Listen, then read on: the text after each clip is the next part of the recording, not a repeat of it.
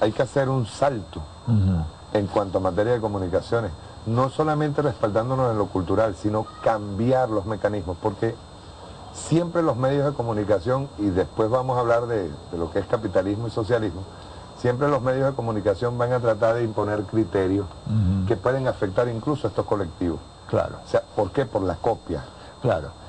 Por lo que se llama un poco tal vez el estilo exitoso de ciertos medios. Entonces se le llama exitoso, por ejemplo, a la venta de un producto. A la venta. Este caso. El famoso rating. Acá se llama el rating. Entonces te dice, bueno, si tú quieres hacer algo que no tenga el formato que garantiza el rating, eso no va a tener ningún impacto. Lo que pasa es que no te dan nunca la chance de hacer un estilo de televisión o un estilo radial alternativo, porque cuando se da la ocasión, la respuesta es muy buena. Bueno, La Hojilla es un ejemplo de ello, en el medio televisivo venezolano, ¿no es cierto? Que rompe un poco con el esquema ese tan rígido que normalmente se ve incluso en los canales progresistas de países como Bolivia, como Ecuador, ¿verdad? Pero que de todas maneras parecería que hubiera un único formato. No hay un único formato. Sí, es igual que cuando hablamos del código de ética del periodista, por ejemplo. Así es. Si hablamos del código de ética del periodista, ¿de qué ética estamos hablando cuando los periodistas obedecen, en este caso, a los dueños, a una sola persona que es la que impone la línea editorial? Así es, y el que te dice qué se publica, qué no se publica, cómo se publica, si le vas a dar espacio, si no le das espacio, digo, el periodista ahí queda reducido a un empleado impotente que no puede siquiera modificar algunas cosas muy elementales, ¿verdad?, de su propia labor como periodista. Fidel hablaba de la batalla de las ideas, ¿no formaría parte? Uy, sí, claro.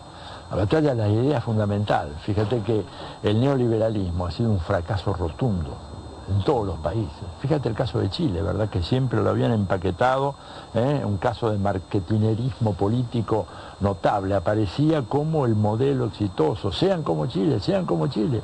Y de repente, hace 2 años, empezó toda esa oleada de grandes movilizaciones. Primero fueron los pingüinos, ¿no es cierto?, los jóvenes de la secundaria, y luego los universitarios, y luego, como muy bien dice Camila Vallejo y Carol Cariola, que estuvieron ahora dando vueltas, creo que por Cuba y creo que también por Venezuela, son las 2 grandes líderes del movimiento estudiantil.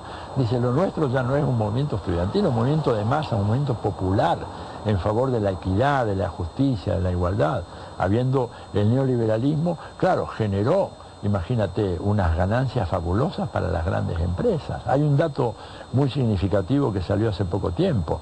Durante la presidencia de Ricardo Lagos en Chile, las grandes empresas mineras exportaban aproximadamente, remitían ganancias del orden de los 5.000 millones de dólares al año. Y en el periodo de Bachelet esa cifra se subió a 25.000 millones. O sea, una cifra extraordinaria, ¿verdad? Producto de la bonanza de los precios de los minerales, pero eso no se derramó hacia abajo. ¿Y por qué no se derramó? Bueno, porque la teoría neoliberal es falsa. Es decir, no hay derrame, hay ganancias que se acumulan, se remiten a las casas centrales. Lo mismo nos pasó acá a nosotros en la Argentina con YPF o YPF, como le decimos acá, ¿verdad? En donde la empresa tuvo ganancias durante más de 10 años y remitió a su casa matriz en Madrid, en un país donde no hay una gota de petróleo, el 92% de las ganancias obtenidas a lo largo de 10 años. Eso es por eso. Ahora, pero pese a ese fracaso del neoliberalismo, ¿por qué Fidel llama la batalla de las ideas? Porque queda un sustrato ideológico fuertemente consensual de que en realidad es el modelo que funciona, es el modelo que da éxito, es el modelo que te da equilibrio fiscal, que controla la inflación, que redistribuye, y no es cierto, pero ganaron la batalla de ideas. Nos convencieron, por ejemplo, de que las empresas estatales son todas ineficientes y corruptas y andan mal. Sí, que el Estado no podía administrar sus propios recursos. Así es. O el Estado de cada país, o el gobierno de cada país. Así es, y fíjate tú, por ejemplo, la evidencia contraria es abrumadora. En Chile, ¿verdad?, ni siquiera Pinochet privatizó la Corporación del Cobre, la Codelco, que es una empresa del Estado y que ha sido la fuente de la riqueza de Chile, ¿no es cierto? Y en este país mismo hubo empresas estatales que funcionaron muy muy bien, que daban buen servicio y que eran eficientes y que tenían utilidades, pero bueno, se instala la idea de que el sector público es malo, que es corrupto. obviando un hecho elemental, de que para que haya un Estado corrupto tiene que haber un sector privado corruptor. Digo, no se puede entender, ¿verdad?, el fenómeno de la corrupción. Tú dices, mire, el Estado está lleno de corruptos. Bueno, pero ¿quién lo está corrompiendo? ¿Quién es el que le da el dinero? ¿Quién es el que le solicita el favor? ¿Quién es el que solicita esto o lo otro? Eso, los neoliberales han logrado un triunfo extraordinario que ahora se les está revirtiendo, ¿verdad? Pero impusieron esa idea equivocada y por eso es que el llamamiento de Fidel a dar la batalla de ideas es absolutamente central. Por ejemplo, el caso de Venezuela, que la oposición está llamando a adelgazar el Estado. Adelgazar el Estado implicaría privatizaciones, claro, implicaría incluso la eliminación de emisiones, implicaría la eliminación de recursos hacia el factor social, que es en el que está empeñado el comandante Chávez y la revolución bolivariana de seguirlo, incluso no solamente, pues ellos hablan, llevaron una ley recientemente supuestamente ellos para tratar de legalizar las misiones, claro, de institucionalizarlas. Claro. Y resulta que nosotros tuvimos que pelear contra un aparato burocrático y hacer las misiones prácticamente paralelas a las instituciones del Estado para poderlas hacer efectivas. Así es, porque si no, no hubiera sido posible. Exacto. Yo recuerdo muy a los principios de la Revolución Bolivariana, cuando el comandante Chávez trata de explicar el nuevo modelo de atención de salud sobre la base de atención primaria, etcétera, que ocurrió una cosa insólita. Se reunieron todos los decanos de las facultades de medicina diciendo que ellos no estaban preparados para hacer esa clase de mal servicio. Dijeron que eran técnicos. Que eran técnicos, claro, y que esto era un retraso, una cosa insólita. Pero bueno, fíjate que los neoliberales, cuando te dicen vamos a adelgazar el Estado, digo, están queriendo hacer algo como, por ejemplo, lo que se hizo en la Argentina. Eso lo hizo Menem en la Argentina. ¿Cuál fue el resultado? Cuando nosotros termina el periodo de Menem, ¿no es cierto?, la Argentina todavía era exportadora de petróleo y gas. Con los recortes estatales que produjo el menemismo, ¿verdad?, en donde desaparecieron agencias federales de control de la producción de petróleo y gas, resulta que en 10 años después, este país que era exportador se convierte en importador.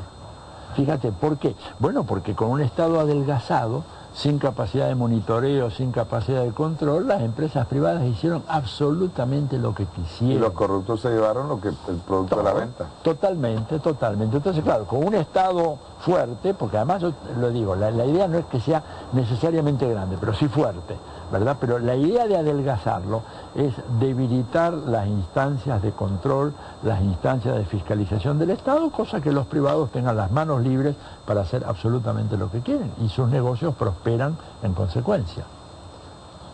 Entonces, regresando, porque vamos a tener dos temas principales que me gustaría abordar. ¿Se puede hablar en este momento de escenarios de intervención? Mira, no me cabe ninguna duda que los estrategas de Estados Unidos, en el Pentágono, en el Departamento de Estado, en la CIA, tienen varios escenarios de intervención en América Latina a mano. No hay ninguna duda. Sería ingenuidad de nuestra parte pensar que esa gente se ha resignado, ¿no es cierto?, a ver una América Latina que progresivamente avanza en la creación de instancias como la UNASUR, como la CELAC. Ellos no pueden permitir eso. Y no pueden permitir eso porque su propia supervivencia está en cuestión. Yo quedé muy impresionado cuando hace unos años leí un informe que hizo un alto jefe de la Fuerza Aérea de los Estados Unidos en un comité del Senado, una de esas famosas audiencias o hearings, como ellos le llaman, y en donde este hombre decía que Estados Unidos era altamente dependiente de ciertos minerales estratégicos, ¿verdad?, que eran fundamentales no solo para la defensa de Estados Unidos, sino, él dijo, para el mantenimiento del modo americano de vida. Y cuando enumeró esos 10 países, 7 de los 10 eran países de América Latina. ¿Te das cuenta? Entonces, esto es muy importante porque Estados Unidos siempre juega, ¿no es cierto?, con nosotros diciendo, no, a nosotros ustedes no nos importa, América Latina es irrelevante. Escuchás a estos imbéciles que están ahí en la Subsecretaría de Asuntos Interamericanos diciendo, ustedes vienen detrás de Medio Oriente, de Asia Central, de Europa, de Extremo Oriente, y después tal vez en quinto lugar o sexto lugar, el presidente Obama no tiene tiempo de perder en minucias tipo Venezuela, Brasil, Argentina, dicen eso. Y los políticos colonizados que tenemos en América Latina y los intelectuales colonizados que tenemos en América Latina repiten ese discurso. A lo cual yo digo, bueno, si eso fuera cierto, si América Latina es tan irrelevante, que me expliquen por qué la primera doctrina de política exterior que elabora Estados Unidos en 1823, antes de la batalla de Ayacucho, es sobre América Latina. Y la segunda la elaborarían recién en 1918, que es para Europa. Es decir, ¿y por qué lo hacen? Bueno, porque para ellos esto es la retaguardia fundamental. Primera política exterior, primera doctrina de política exterior de esa joven república norteamericana, antes de que la república norteamericana se convierta en un imperio, es para América Latina. Entonces, claro que tienen escenarios de intervención, escenarios de diverso tipo, golpes mediáticos, sabotajes, intervención armada directa. Yo no descarto eso. Digo, el golpe de Honduras, Mario, fue hecho con la colaboración de la base Sotocano que está en Palmerolas, que esa base es una base realmente norteamericana. Y el golpe, el atentado contra Reyes, ¿no es cierto?, ahí en Ecuador, hay dos aviones que salieron de la base de Manta que nunca regresaron a la base, y no es que se cayeron, hicieron el operativo y se marcharon. Digo, esto está muy documentado en libros, en informes, entonces no hay que descartar ninguna forma de intervención de Estados Unidos para frenar estos procesos en esta que para ellos es la región más importante del mundo.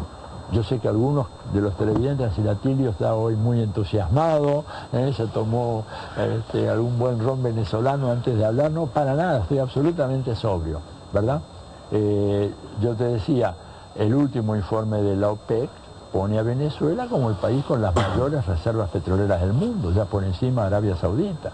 Y esta gente que tiene que importar 15 millones de barriles de petróleo por día, ¿cómo no van a tener hipótesis de conflicto y de intervención en un país como Venezuela? Que para colmo lo tienen a 4 días de navegación de Houston, que es donde tienen la gran central de recepción del petróleo y todo eso. O sea, pongámoslo de esta manera, ¿de qué manera se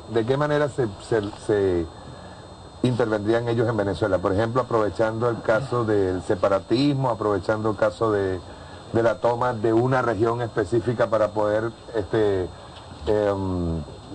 sentar ahí un gobierno provisional, luego intervenir. Ya. Mira, ellos en primer lugar van a tratar de crear un clima de opinión favorable a la intervención. Exacto, ahí está con los medios de comunicación. Ahí están con los medios, ¿verdad? Diciendo inseguridad en Venezuela, van a tratar de promover la presencia de paramilitares, algunos colombianos, otros por ahí propios, para hacer asesinatos indiscriminados, o sea, sembrar el terror. O selectivo. Selectivo. Sí. Promover campañas de desabastecimiento, ¿verdad? Todo esto lo hicieron en Chile. Yo viví en Chile en esos años y vi exactamente el mismo manual de operaciones estándar, eso se llama Standard Operating Procedure, le dicen ellos, lo mismo allá. Y luego van a tratar de hacer pie en una región que pueda, por algún motivo, declararse en rebelía en contra del gobierno central a propósito, por ejemplo, de las próximas elecciones. Y reconocida inmediatamente por los Estados Unidos. Inmediatamente, habrá que ver si lo reconoce la OEA, que ahora es todo un tema, ¿verdad?, por esta crisis de la OEA, pero claramente ellos tratarían de ver si pueden aplicar el modelo Benghazi, ¿no es cierto?, en Venezuela, porque yo te digo, hace 6 o 8 meses que estuve allá en Venezuela y hablaba con gente y me decían, y yo veía, además leía en los periódicos, gente que dice que las elecciones ya se pueden considerar fraudulentas, antes de haber tenido lugar. ¿Por qué? Porque se inscribió un número de gente enorme, toda esta gente que adquirió por primera vez cédula de identidad y que no son... los mismos jóvenes, los jóvenes que están ya tomando la edad para votar. Exactamente. Entonces van a desconocer cualquiera que sea el resultado, salvo que sea, digamos, un resultado de una paliza enorme que sufre la derecha, en cuyo caso tendría que tener más cuidado. Pero si el resultado es relativamente estrecho, te digo relativamente estrecho, digo algo así como más o menos 5 puntos, 6 puntos, entonces ellos evidentemente van a tratar de que ese resultado se desconozca. Una región con tradición de autonomismo y de separatismo como el Zulia se declara en rebeldía y anda a saber qué es lo que hacen. Claro, acá no tienen la OTAN como tenían en Europa, les va a ser más difícil. Van a tener que venir ellos, ¿verdad? Mandar tropa propia. Cosa que no les ha gustado ya últimamente, hacen sus ataques aéreos primero, claro, para evitar... con los drones y todo eso. Su opinión pública se lamenta inmediatamente si hay decesos en las filas norteamericanas. O sea, les va a resultar muy difícil, pero lo que yo diría es que nosotros tenemos que tener previsto esa eventualidad y una respuesta concreta para sofocar esa eventualidad. O sea, tenemos que manejar el escenario de una intervención. Absolutamente. Y prepararnos para un escenario. Sería de una enorme imprudencia que el gobierno bolivariano no considerara esa hipótesis. Y fíjate lo que pasó en Girón, las enseñanzas de Girón. Los cubanos lo vieron muy bien. Si ahí se armaba una cabeza de playa y duraba 2 o 3 días, llamaban a la OEA, y al poco tiempo tenías ahí un enclave y a partir de ahí una guerra civil, andas a saber qué cosa. Entonces se impone tener mucha claridad y actuar con mucha celeridad, un tiempo que se mide en horas y no en días. Caso Cuba, caso Venezuela, caso Ecuador, Argentina misma. O sea, podemos decir que hay movimientos revolucionarios que están emergiendo, a pesar incluso hasta de las circunstancias. No podemos decir que estamos diciendo que estamos construyendo, estamos tratando de crear las condiciones, pero van a seguir arremetidas mucho más fuertes contra Cuba, contra Venezuela, contra Argentina, contra Ecuador, Bolivia. Sin la menor duda, contra Brasil mismo. Imagínate, Brasil es el país que está más rodeado de bases militares junto con Venezuela de la región.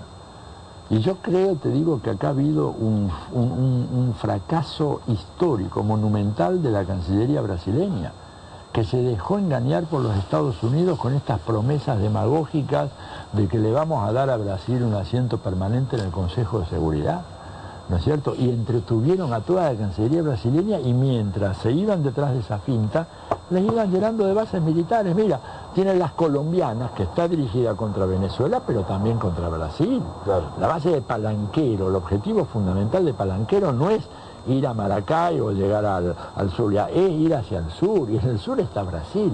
Y después tenés las 2 bases que hay en Paraguay, y la base que tienen en Iquitos, en Perú, que les dio Alan García, y las bases que le están dando en la Guayana Francesa, y de remate tienen la isla Ascensión, ¿no es cierto?, en medio del Atlántico, pero que tú en 4 días de navegación con buque de guerra llega a la costa brasileña, y tienen las bases de la OTAN en las Malvinas, y en el medio entre Ascensión y las Malvinas está el gran depósito brasileño de petróleo llamado Presal. ¿Te das cuenta que entonces no es que vienen solo por Venezuela, Argentina? Ellos quieren básicamente controlar el corazón de toda Sudamérica. Estarían controlando allí recursos energéticos, hídricos, hábitat, gas, petróleo, minerales estratégicos, alimentación, biodiversidad, que es la madre de muchas de las grandes industrias del mundo actual. Toda la ingeniería genética, la farmacéutica se basa en eso. Entonces vienen por eso. Y por eso todas esas bases militares. Además, fíjate qué coincidencia. La 4ª flota, que ni siquiera se activó en medio de la crisis de octubre, ¿te acuerdas? Con el año 62, cuando parecía que íbamos a una guerra mundial termonuclear entre la Unión Soviética y Estados Unidos. Esa base, esa fuerza que permaneció en su apostadero, se puso en movimiento 2 semanas después que el presidente Lula anunciara el descubrimiento del gran yacimiento petrolífero submarino de Brasil. Entonces es evidente que los mensajes son de una claridad meridiana. No podemos nosotros ignorar de que están enfocándonos para preparar en algún momento un ataque. Vamos a ir a un corte, Atilio, pero al regreso yo creo que hagamos un análisis de estas instituciones mundiales, muchas de ellas nacidas después de la Segunda Guerra Mundial, que se convirtieron más bien en herramientas del poder hegemónico, del poder de las potencias, caso ONU, caso OEA, y qué posibilidades habría de que en Latinoamérica, caso CELAC, mismo ALBA, Mercosur, si yo incluso hablo de Mercosur siempre en términos más sociales que económicos, qué posibilidades hay de que el mundo subdesarrollado, el mundo de lo que llamamos nosotros el sur, Latinoamérica y África, puedan crear organismos de control incluso hasta de los derechos humanos, para que no sean utilizados en contra nuestra. Vamos a un corte y ya regresamos.